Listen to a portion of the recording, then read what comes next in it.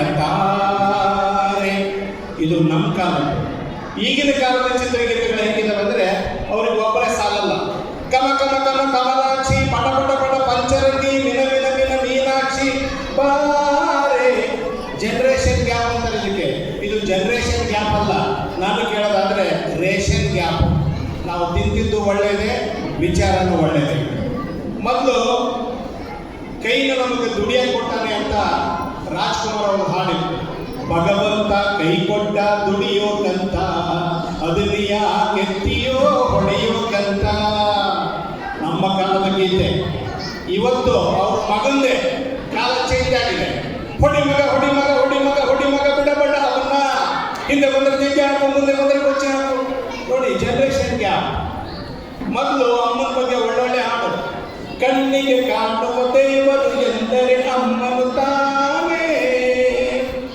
ಕೇಳ್ತಾ ಇದ್ರೆ ತಾಯಿ ಹುಡುಕೊಂಡು ಹೋಗಿ ಕಾಲಿಗೆ ನಮಸ್ಕಾರ ಮಾಡಬೇಕು ಅನ್ಸೋದು. ಇವತ್ತು ಅಮ್ಮ ಲೂಜ, ಅಪ್ಪ ಲೂಜ, ಅದು ಸರಿ ಅದು ಸರಿ. ಮತ್ತದಕ್ಕೆ ವಿಶೇಷಣ ಒತ್ತಕ್ಷರ. ಕನ್ನಡದ ಈ ಕನ್ನಡದ ಅಕ್ಷರಮಾಲೆ ಅಮ್ಮ ಎಂಬುದು ಕಂದನ ಕರುಣಿನ ಕರೆಯೋಲೆ. ಎಂತ ಒಳ್ಳೆ ಹಾಡ್ರಿ. ಈಗಿನ ಜನರೇಷನ್ಗೆ ಹಳ್ಳಿ ಮೇಷ್ಟ್ರೆ ಹಳ್ಳಿ ಮೇಷ್ಟ್ರೆ ಜನರೇಷನ್. ಹೀಗೆ ಹಾಸ್ಯವನ್ನು ಎಲ್ಲ ಕಡೆಗೂ ನಾವು ನೋಡಬಹುದು, ಆದರೆ ನೋಡುವ ಮನಸ್ಸಿರಬೇಕು. ಇತ್ತೀಚೆಗೆ ಎಲ್ಲ ಊರಲ್ಲೂ ವಾಕಿಂಗ್ ಹೋಗೋರು ಜಾಸ್ತಿ ಆಗಿದ್ದಾರೆ. ಅದು ಬಹಳ ಸಂತೋಷದ ವಿಷಯ. ನಾವೊಂದು 3 ಜನ ವಾಕಿಂಗ್ ಮಾಡ್ತಾ ಇದ್ವಿ, ನಾಗರಾಜ, ಮಲ್ಲಿ, ನಾನು. ನಾಗರಾಜ್ ಹೇಳ್ದ, ನಾನು ಹೇಳ್ತೀನಿ ವಾಕಿಂಗ್ ಕರಿತೀನಿ ಕಣೋ, ಬಹಳ ದಪ್ಪ ಆಗ್ತದ ನೀವು ಅಜ್ಜಿ, ಏನು ಮಾಡಿದ್ರು ವಾಕಿಂಗ್ ಬರಲ್ಲ. ಚಳಿಕೆರೆಗಿರೋ ಯಾವ ಆಟೋದಾಗೂ ಅವಳು ಮದುವಿದ್ರು ಕುಂದಿರ್ಸಕ್ಕಾಗಲ್ಲ, ಅಷ್ಟು ದಪ್ಪ ಆಗಿಬಿಡ್ತಾಳೆ ಅಂತ. ಅದನ್ನ ಕೇಳ್ಕೊಂಡು ಮಲ್ಲಿ ಹೇಳ್ದಾಗ, ನಿಂದಿನ ಬೇಕು ಮಗನೇ, ನನ್ನ ಹೆಂಡತಿ ಎಷ್ಟು ತಪ್ಪಿದಾಳಂದ್ರೆ ಚಳಿಕೆರೆ ಟು ದುರ್ಗ ಒಲವ ಬಸ್ ಬಿಡಿದಾರಲ್ಲ, 3 ಜನ ಕುಳಿತು ಸೀಟ್ನಾಗ ಒದಗಿದ್ರು ಅವಳಿಗೆ ಜಾಗ ಸಾಲಲ್ಲ, ಕರೆದ್ರು ವಾಕಿಂಗ್ ಬರಲ್ಲ ಅಂದ. ಅವ್ರಿಗಿಬ್ರು ಕೇಳಿಸ್ಕೊಂಡು ನಾನು ಸುಮ್ಕಿರ್ಬೇಕಲ್ಲ. ನಿಮ್ಮಿಬ್ಬರು ಏನು ಹೇಳ್ತಿರೋ, ನನ್ನ ಹೆಂಡತಿ ಎಷ್ಟು ತಪ್ಪಿದಾಳ ಗೊತ್ತೇನೋ, ಕರೆದ್ರು ವಾಕಿಂಗ್ ಬರಲ್ಲ ಅಂದೆ. ಅಷ್ಟು ತಪ್ಪಿದಾಳಪ್ಪ ಅಂದ್ರು. ಕಣಲ್ಲಿ ಮೊನ್ನೆ ಅವಳು ನೈಟಿ ತೊಳೆಗೆ ಧೋತಿ ಕೊಟ್ಟಿದ್ದೆ. ಧೋತಿ ಏನಂತ ಗೊತ್ತು ತೊಳೆದು, ಸ್ವಾಮಿ ಇನ್ನೊಂದ್ಸರಿ ಶಾಮಿಯಾನ ಹಾಕ್ಬಿಡ್ರಿ ನಾವು ತೊಳೆಯಲ್ಲ ಅಂತ. ನೈಟಿನೇ ಶಾಮಿಯಾನ ಇಟ್ಟಿಗಿರ್ಬೇಕಾದ್ರೆ ಇನ್ನ ನೈಟಿ ಒಳಗಿನ ಬ್ಯೂಟಿ ಹೆಂಗಿರ್ಬೋದು ನೋಡಿ. ಒಂದು ಅಕ್ಷರದಲ್ಲಿ ವ್ಯತ್ಯಾಸ ಹೆಂಗೆ ಹಾಸ್ಯ ಹುಟ್ಟುತ್ತೆ. ಒಂದು ದೊಡ್ಡ ಆಸ್ಪತ್ರೆ, ಇಲ್ಲಿ ಜೈತೂರು ಡಾಕ್ಟರ್ ಕುಂತಿದ್ದಾರೆ, ಒಳಗಡೆ ಡಾಕ್ಟರ್ ಪೇಷಂಟ್ ನೋಡ್ತಾ ಇದ್ದಾರೆ. ಈ ಕಡೆ ಹೆಣ್ಮಕ್ಳು ಕೂತ್ಕೊಂಡಿದ್ದಾರೆ, ಈ ಕಡೆ ಗಂಡ್ಮಕ್ಳು ಕೂತ್ಕೊಂಡಿದ್ದಾರೆ ಪೇಷಂಟು.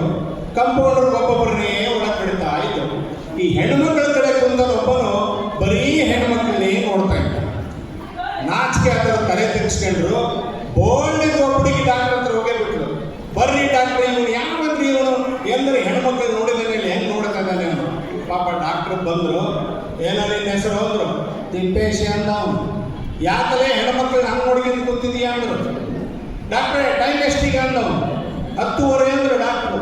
ನೀವೇ ಬೋರ್ಡ್ ಹಾಕಿದ್ದೀರಿ ಅಲ್ಲಿ, ಹೆಂಗಸರನ್ನು ನೋಡುವ ಸಮಯ 10:30 ಇಂದ 12 ಅಂತ, ಇನ್ನೂ 1:30 ಗಂಟೆ ಇದ್ದಾಗ ನೋಡ್ತೀನಿ ಅಂತ.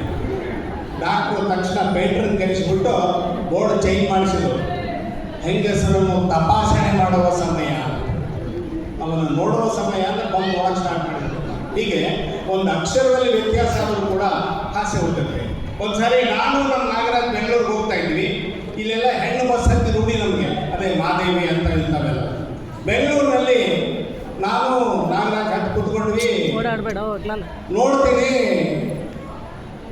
ಕೂತ್ಕೊಂಡಾಗ ಒಬ್ಬ ಹುಡುಗಿ ಬಂದು ನನಗೆ ತಪ್ಪಿದ್ಲು.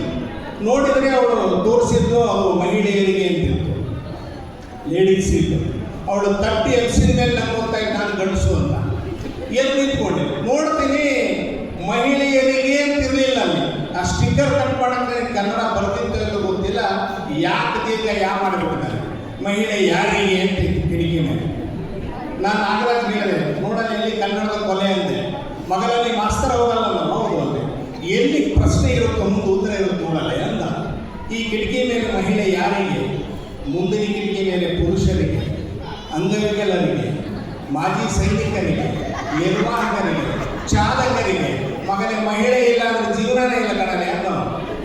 ಒಂದು ಅಕ್ಷರದಲ್ಲೂ ಕೂಡ ನಾವು ವ್ಯತ್ಯಾಸ ಆದರೆ ಹಾಸ್ಯವನ್ನು ನೋಡಬಹುದು. ನಾವು ಮೈಕ್ ಸಿಕ್ಕರೆ ಮೈಕಾಸೋರು ಬೇಗ ಬಿಟ್ಕೊಡಲ್ಲ, ಟೈಮ್ ಅಂದರೆ ನಮ್ಗೆ ಹೇಳೋದು, ಅದ್ರಾಗ ಹೇಳಿ ಕೇಳಿ ಧಾರವಾಡ ಬಂದಿಲ್ಲ. ಒಂದ್ಸಲ ಏನಾಯ್ತು, ಬಸ್ ಹೋಗ್ತಾ ಇತ್ತು, ಕಿಟಕಿ ಪಕ್ಕ ಇಬ್ಬರು ಹೆಣ್ಮಕ್ಳು ಕೂತ್ಕೊಂಡಿದ್ರು. ಒಬ್ಬಳಿಗೆ ಕಿಟಕಿ ಮುಚ್ಚಿದ್ರೆ ಸೆಕೆ ಆಗ್ತಿತ್ತು, ಪರ್ಕ್ ಅಂತ ತೆಗೆದುಬಿಡೋರು. ಇನ್ನೊಬ್ಬಳಿಗೆ ಕಿಟಕಿ ತೆಗೆದ್ರೆ ಚಳಿ ಆಗ್ತಿತ್ತು, ಕಿಟಕಿ ಮುಚ್ಚಿಬಿಡೋರು. ಮುಚ್ಚೋದು ತೆಗಿಯೋದು, ಮುಚ್ಚೋದು ತೆಗಿಯೋದು. ಕಂಡಕ್ಟರ್ ತಲೆ ಕೆಟ್ಟುಬಿಡ್ತು. ಇವನು ಯಾವಾಗ ಇವರು ನಮ್ಮ ಬಸ್ಸಿಗೆ ಕಿಟಕಿಯಲ್ಲಿ ಹಾಳು ಮಾಡಕ್ಕೆ ಕಾಣ್ತಾರೆ ಇವರು ಅಂದು ಏನೇನೋ ಒಟ ಅನ್ಕಂತ ಹಿಂದಕ್ಕೆ ಬಂದ. ನಾನು ಕೇಳಿದೆ, ಏನಂತಪ್ಪ ಹುಡುಗ ಅಂದೆ. ಸರ್, ಒಬ್ಬಳು ಕಿಟಕಿ ಮುಚ್ಚಿದ್ರೆ ತೆಗಿತೀನಿ ಅಂತಾಳೆ, ಒಬ್ಬಳು ಕಿಟಕಿ ತೆಗೆದ್ರೆ ಸಾಯ್ತೀನಿ ಅಂತಾಳೆ. ಹಂಗಾರೆ ಒಂದು ಕೆಲಸ ಮಾಡಲ್ಲ ತಮ್ಮ, ಮತ್ತೆ ಕಿಟಕಿ ಮುಚ್ಚು, ಒಬ್ಬಳು ನೆಗೆದು ಬಿಡ್ತಾರೆ, ಆಮೇಲೆ ಕಿಟಕಿ ತೆಗಿ, ಇನ್ನೊಬ್ಳು ಸಾಯ್ತಾಳೆ, ಸಮಸ್ಯೆನೇ ಇರಲ್ಲ ಅಂತ ನಾನು.